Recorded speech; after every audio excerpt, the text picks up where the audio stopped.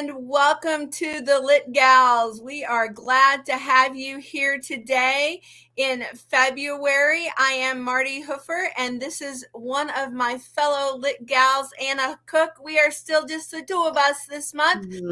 April will be back soon, and we're excited about that, but we are so excited about today's show. This is a great one. I'm really excited about it as well, Martie. Thank you so much, and welcome everyone.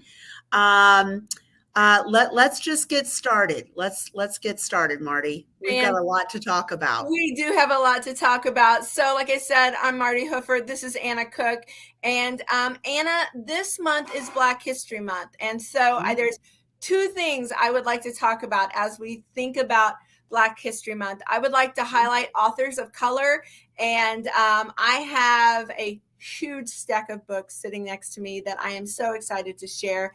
But also the other thing I would like to talk about that is very personal to me, and I'll share a personal story about it in a bit, but is about representation in literature. You taught elementary school kiddos for years. I taught middle school students. What are your thoughts? Because this idea of representation has crossed my desk a couple of times in a couple of different live streams in the past, I would say, month or so. One was with preschool educators. That was the first time I was like, oh, it's just not middle school people thinking about that. And then there was another situation for older students. But what are your thoughts about representation in literature? It's really interesting because the first thought that I had when I really wanted to make a focused effort on that, and that was it takes time. Yes. It takes time to do your research. It takes time to learn about those authors or to learn about their message. Yes. It takes time. And a lot of teachers, they just don't have that time, or they didn't realize it was going to take that much time, etc. But what happens is it's a tenfold payback. It is an absolute tenfold payback. And the thing that reminded me of that was when I was a teacher, Native Americans are very near and dear to my heart. My mother was a registered Native American, and I found a book that was written by a Native American. And it reaped so many benefits for so many years. And I'm glad I took the time to find it. Yes. And so I had a similar situation. I have been a widely read person for decades, and I never thought about this. And this is embarrassing to say, honestly, but I never really thought about representation in literature until I adopted my son. And our son is African American. And I go, we bring home this 4-day-old baby, and I start to read to him, and I'm like, all the kiddos in these books don't look like him. That's not okay. I want him to see him in books. And so I will never forget the first book I bought was Ezra Jack Keats, who is not African American, but I bought A Snowy Day. And I will never forget that book, The Snowy Day. It's so simple and so beautiful.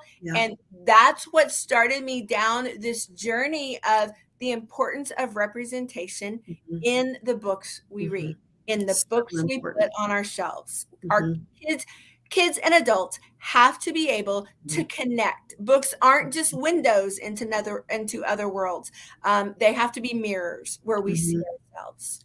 Absolutely. And I really love that word connection, because since this pandemic, we are not feeling connected. And we've really got to make more of a focused effort on that connection. And it's going to take time. But once again, the payback is tenfold. Absolutely. So it's worth the time. It's worth the investment. And for teachers who are watching, you're not going to overturn your classroom library tomorrow, but you No. can start with one book Right. and then start with another book next week. And over time, make sure all your kiddos are represented in the books, and not only in the books that are on the shelves, but in the stories we bring aloud, in the text that we put in front of them as mentor text. Anna, you and I talk about mentor text all the time. Yeah, we do. Yeah, but representation matters in all of those places. Oh, I agree. I agree. Which, so, Martie, I want to give credit and a kudo to you. Last time that we were together in January, you talked about a stretch read. Oh yeah, I have mine right here. Here's mine, Samuel Adams. It's a stretch. It would be huge, okay? And it really got me, though, to thinking, Martie, and I want to thank you very much. I've always had, especially since I turned 50 a couple of years ago, I had, this thought of, I'm just going to read what I want to read. I'm not going to, and when you said a stretch read, I thought, come on, Anna. You're a literacy person. You love literature. You love to read. You need to be doing some stretch reading as well. And so then when you and I had decided, for this live stream to talk about authors and illustrators of color, I started thinking about John Lewis. And I thought about that wonderful 50th anniversary when he and President Obama and George Bush and Bill Clinton and people from all walks of life and people from all party lines all got together and walked across that Emma Petz Bridge. Yeah. And I have forever sat there and thought, I really should. I want to know more about John Lewis, And so when you talked about a stretch read, I thought, I'm going to learn more about John Lewis. Oh, I love that. I love that. Thanks, because that is a stretch read. I don't usually read about politicians. Right. And so I picked up the book Across the Bridge. And it was written by John and then also a person named Bridget Jones. And they both accounted, did that account. But more importantly, it was really about his background, his life, and how it all evolved into him being a congressman and in Georgia, and then also, though, a civil rights activist and a person that coined, which I love, good trouble. He was in jail over 48 times, but every single time was peaceful, was humble, was focused on civil rights and the good of all mankind, not just African American or people of color or all people. Yeah. And I loved that he was in his 20s, and he wrote that, he had a speech he was going to do. And Martin Luther King looked at him and said, now, is this about civil rights or is this about you? So he said, when that happened, he said, I really stopped and thought, this is not about my ego. Right. It's not about making me a leader or famous or anything like that. This is about my fellow human beings. Yeah. And he said it really made him get on the track that he wanted to be on for the rest of his life. Oh, wow. So I don't know what else you've read about John Lewis, but have you read the graphic novel series he wrote? No. Oh, it's phenomenal. I loved it because I loved sharing graphic novels with my students because that was a way to hook them, especially this in nonfiction. Um, Mhm. it's not exactly kids clamor to that. So here I could hook them with a graphic novel and they would be learning things. It's called March, Okay. March, because that's what he did. He Yeah. marched. But March 1, 2, and 3. It's a 3-part series, and John wrote. He was involved in all of it. Obviously, had writers and illustrators as well. But Uh-huh. yes, it's a phenomenal 3-part graphic novel. So maybe that'll be a stretch also for you. I don't know, kind of going down that graphic novel route. Well, But that's my new love. I I love know. those. So So, yeah. highly, highly recommend the March Oh, trilogy. oh, Mhm. that's great. Yeah. Speaking of which, for adolescents, he also wrote right before he passed away of pancreatic cancer, which he said was going to be his biggest fight Oh, was cancer. He wow. passed away when he was 80, but Mhm. he wrote a book called Carry On. Ooh. And it was right before he passed away. And I love it, Martie, because he's just got 2 or 3 pages on different topics: Oh. friendship, love, perseverance, learning, Oh. art, Oh, love books, it. and So just thoughts. yeah, so really it's just um a book of short essays then, I Yeah, guess, kind yeah, of. yeah. Okay. Well, So it was, to me, that was like a wonderful, lovely culmination. I learned, all about him. And then, and then things just started to evolve. And this was a lovely piece. Mhm. oh, well, Anna, I can't wait to hear later where you stretch yourself next. And because I'm not an advocate of constantly stretching, as at the Right, end of the show, when we talk about what we're currently reading, it could not be more different than my Samuel Adams book. right. Yeah. Trust me. But I can't wait to see later where your next stretch journey takes you. Thank you. Yep. Yeah.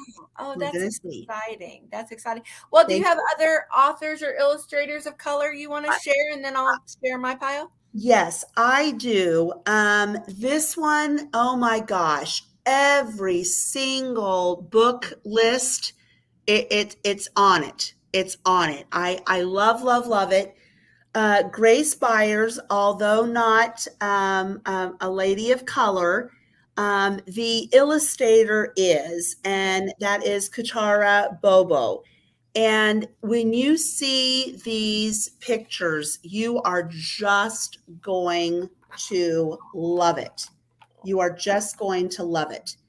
And I love it because it's just students of all different nationalities, race, etc. And it's lovely, absolutely lovely. And I love it because to me, all of them are very calming, and they're just all very thought provoking. Oh, I love that. And I love that I am enough. I'm Yeah. enough.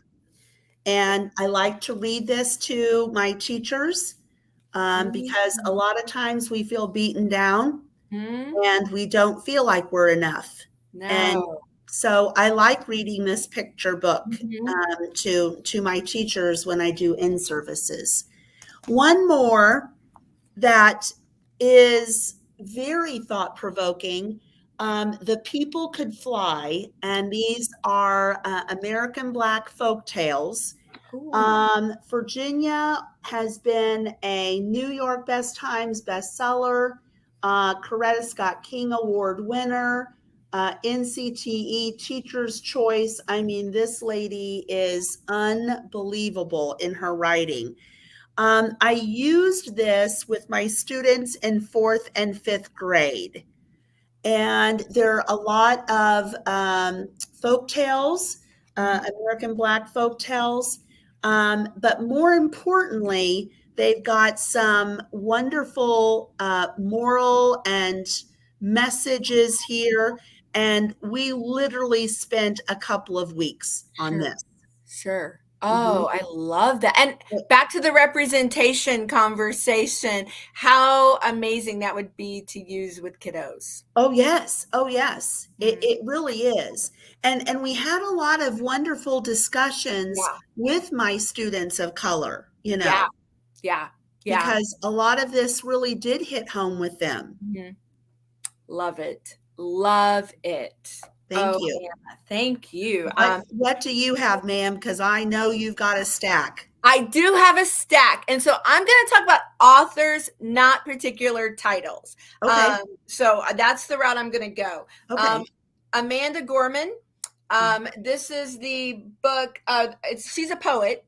It's really hard to see that. There we go. There's her name, Amanda Gorman. And Call Us What We Carry. Many people will know Amanda Gorman as the poet from the inauguration with the yellow coat. Yes. And so this book, beautiful. I loved using some of her poetry with my students, and I loved her so much. My best friend bought me this book for my birthday. And so Amanda Gorman, poet, can't go wrong with. So, and actually I have quite a few poets in my pile, I realize. So she is author of color number one. The next one, Jackie Woodson. I believe we've talked about Jackie we Woodson. have, yes. I think we've talked about this particular book, but so Jackie Woodson, she does picture books. One of my favorite picture books over there on the shelf is by Jackie Woodson. She just is writing for people of all ages. So man, Jackie Woodson, just everything she writes is beautiful. Mhm. Just beautiful. Nicola Yoon, there's her name right there. This happens to be my favorite book of hers, but she is an author, a young adult specific author of color, and her books are fantastic. But she has, I don't know, 3 maybe, but Nicola Yoon is a favorite author of color of mine. Okay, this guy, I really struggled with which of his books to bring because I have a number of them on my shelf.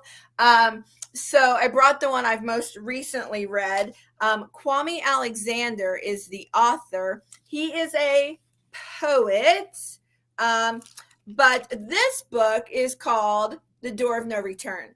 So, I've seen that. Oh my goodness. So is it new? Yeah, this one's it came out November of 2022. So this is very I've new. seen that in numerous lists. Yes. Okay. So, but let me just say this about Kwame in general. I used him all the time to connect with boys.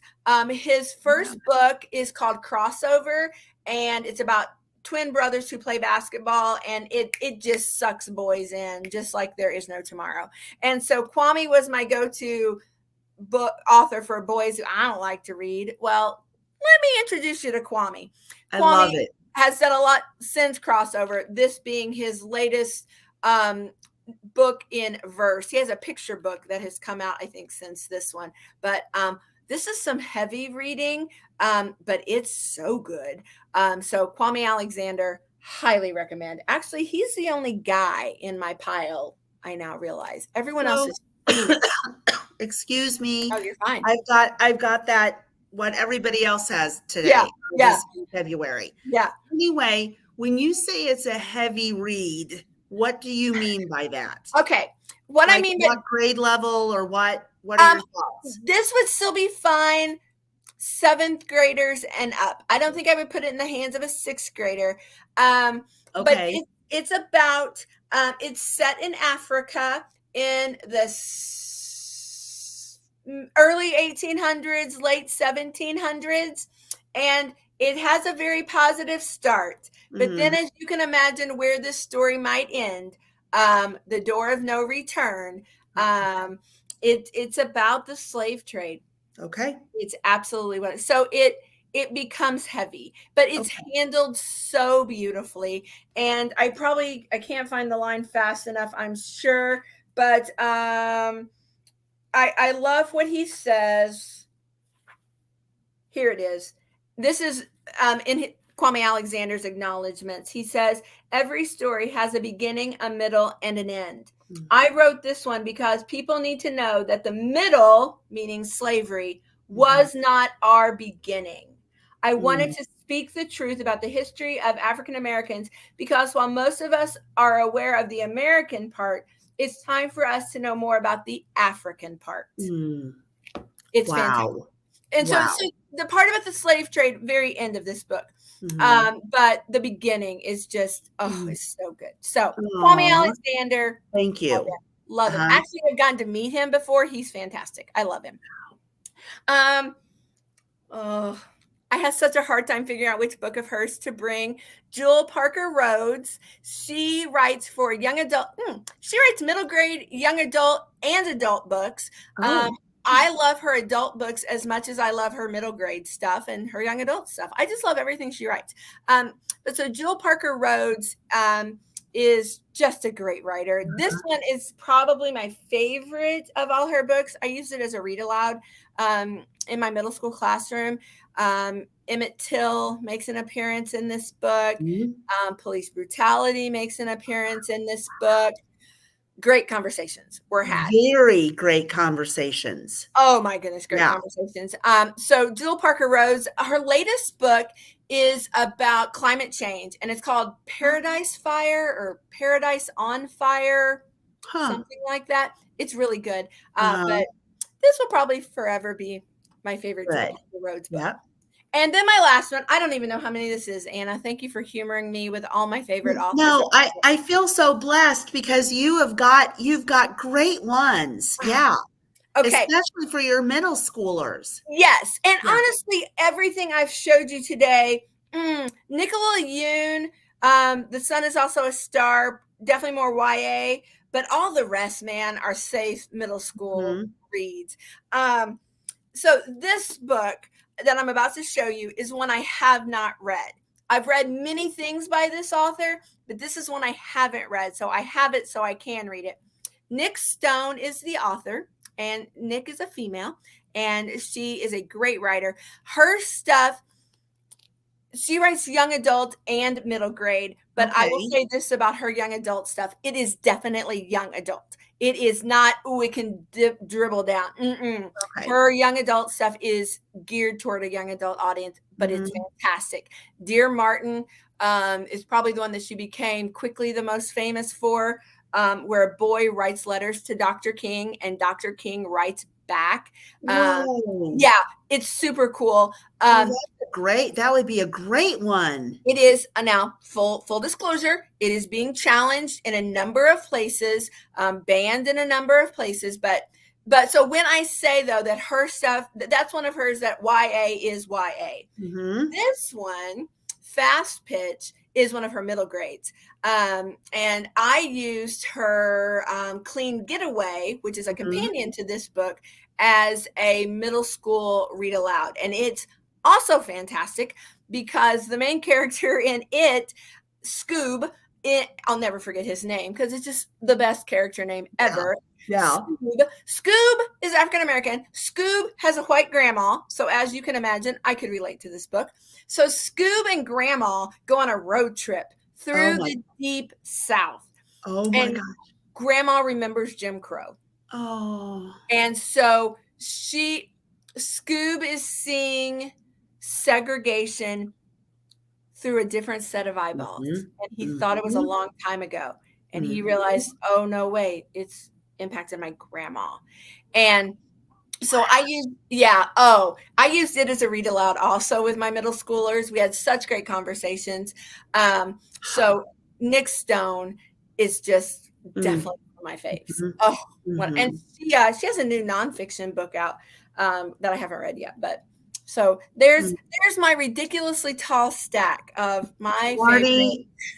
The students that you have taught in years are so incredibly blessed with rich, beautiful, diverse materials. Thank you. Oh, you're welcome. I taught in a very diverse district, and it was a good challenge for me. It forced me, because I wanted to bring books they could relate to, books they could see themselves in, and it just allowed me to expand my horizons. And so that has been your gift. Well, thank you. Thank you for humoring me with this topic today. I love it. I love it. Yeah. It is. Yeah. So, Anna, thank you. what are you currently reading or listening to these days? Okay, I'm still on the manifest one. Work with me, Martie. Yeah, yeah, Work with me. But it is, the seven habits yep, for, to manifest a different. right, And between my stretch read and work and things like that. But yeah, and I told you that it's one of those that I just have to sit and write about and listen about mhm, and think about, mhm, and then we mhm, go on to the next one, and then yeah, but my stretch reads have really been my, yeah, yeah, because after I read my stretch read, then I saw the one that adolescents would love, and then I got so into that because, like I said, they were little essays right before he passed, and I oh, thought, oh gosh, yeah, it was really great. Yeah, love so it. that's it. Well, my current read is Ivelisse Explains It All. Um, Okay. and if that's not the most middle school title ever, Yeah. Ivelisse is a seventh grader. And apparently she's going to explain it all to me. I've only been hanging out with her for about 2 days. So she hasn't had a chance to explain much to me yet. But Okay. let me just read to you the back cover. Please. Ivelisse's current seventh grade goals, and she has 6 goals. Number 1, do what mommy says the first time she asks. Ooh. Okay. Help Mimi, that's grandma, settle in, because starting over is no joke. Oh. Number 3, be more social, but that has a question mark after it. So that makes me chuckle. Yeah. I love number 4, be more patient. Okay. Number 5, figure out how to grow gandules. I don't know what that is, but I'll We'll have find to, out. yeah. And the last one, don't get suspended again. Again. So something tells me, Very middle schoolish. I know. So something tells me this is going to be I a love it. fun little read. It's going to be a good read. Yeah, Yeah. I It'll found be this. fun. The American Library Association just released all of their award winners about 3 weeks ago, and this was one of the honor books. It didn't win like the award, but it Yeah. was an But honor book. So that's where I found it. So it is actually though a novel in verse, so it's all poetry okay. and tons of Spanish in it. So this would be a great book if you've got like a 5th, 6th grader whose Spanish is Yeah. first or second language. Yes. You'll need to see yourself in it. I believe grandma is maybe from Puerto Rico. Okay. And so that's the Spanish I connection. love that. Yeah. Yeah, So that's it's great. fun. It's fun. Good, Anna, good. this is the fastest It 27 is. It minutes. was. Yeah. It always is. Yeah. But I have so much fun, and Yes. it's always good to be together and to learn. Yes, that's exactly what I was going to say. To learn about new authors, to learn Mhm. about. Um, did you say the book? Experiences. Yeah. Did you say the book was called Crossing the Bridge? Across Hey, the bridge. Uh-huh. And got then it. the one for adolescents is Carry On, Carry that on. he wrote right before he passed. Yeah. Mhm. So yes, I always have a pen with me during this Yep. show because I Me always end too. up with more books. So thank you so much for Thank joining you. Anna and I as we talk about books. We are Mhm. so thrilled to be the Lit Gals. We're excited to have April back next month, and we will see Mhm. you in March. So happy Yep. reading. In March. Thank you. See you guys. Bye bye. Bye.